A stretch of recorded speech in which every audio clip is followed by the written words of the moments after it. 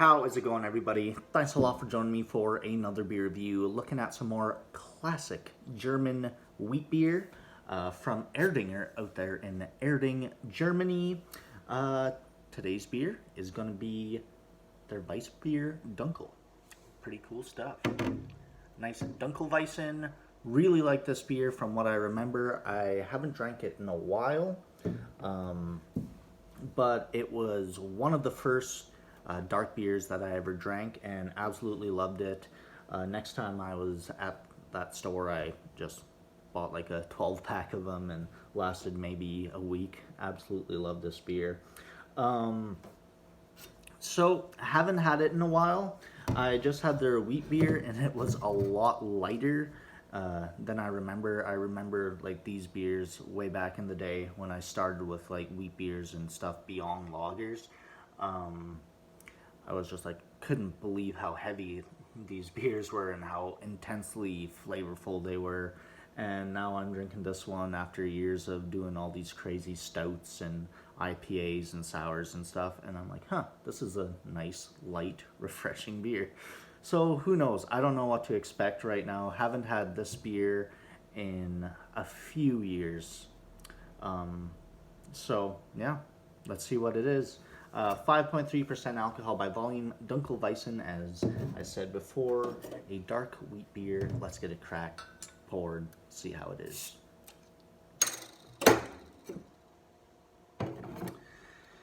All right.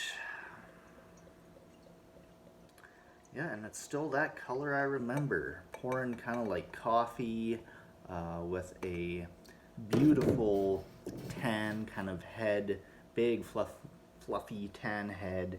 It's sitting on, just a really nice deep chestnut kind of brown color, real hazy, a lot hazier than this one was. I was actually surprised to see how clear the wheat beer was. I remember it being a lot hazier when I first had it, but I haven't like agitated the bottles at all, so that probably has a big part to do with that.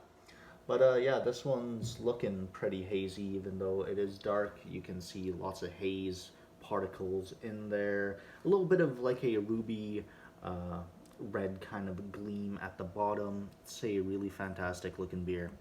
Let's give it a sniff, shall we?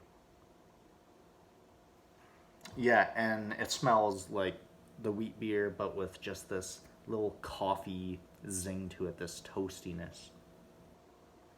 You get the malty like baguette kind of thing, but let's say you have the baguette in the oven a little bit too long, has some of that char on it. That's kind of what I'm getting. And then yeah, coffee, some nuttiness, toasty, slightly roasty. It's a great smelling beer. Let's try it out. Cheers.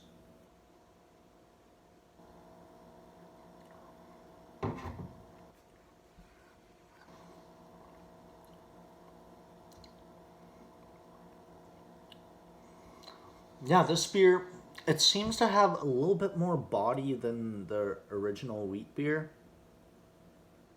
and a lot more flavor, a lot more complexity to it.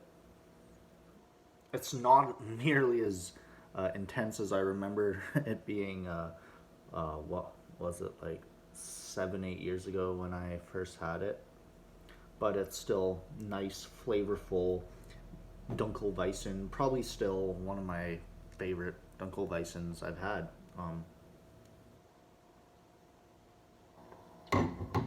To style, it's perfect. It's light.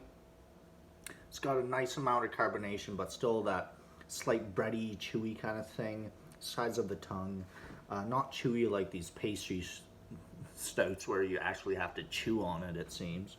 But it does have this nice wheat beer kind of chewiness to it. It's got, yeah, really nice bready notes like toasted bread, hints of like, I want to say like some sort of toasted nut, maybe like a pecan, something like that. And like, yeah, nice, just slight roasty coffee throughout. It's a really nice beer. I really dig that. Maybe a slight hint of cocoa too, But all in all, it's exactly how I remember it. And yeah, really, really liking this. I could drink way too much of this beer and not get sick of it, you know. Um, Often with dark beers, I can have like one now, and then I'm like, all right, done for the rest of the day. But this has that light, effervescent kind of quality that you can just drink it and drink it and drink it all day, kind of like Guinness, you know. Something you can just chug all the time. Not to say it tastes like Guinness, but yeah, awesome. Ratings wise, um, I'm going mid to low 90s on this guy. I mean, I absolutely love this beer. I'm going like, yeah, 92. There we go. Erdinger, Dunkelweiss, Weissbier Dunkel. Really good beer. Yeah, and I gotta say, still probably my favorite Dunkelweissen. Really, really stoked. So many beers I go back to after years of not having it, they fall short, you know. But this one does not. It stands the test of time, and I absolutely love this beer. So there we go.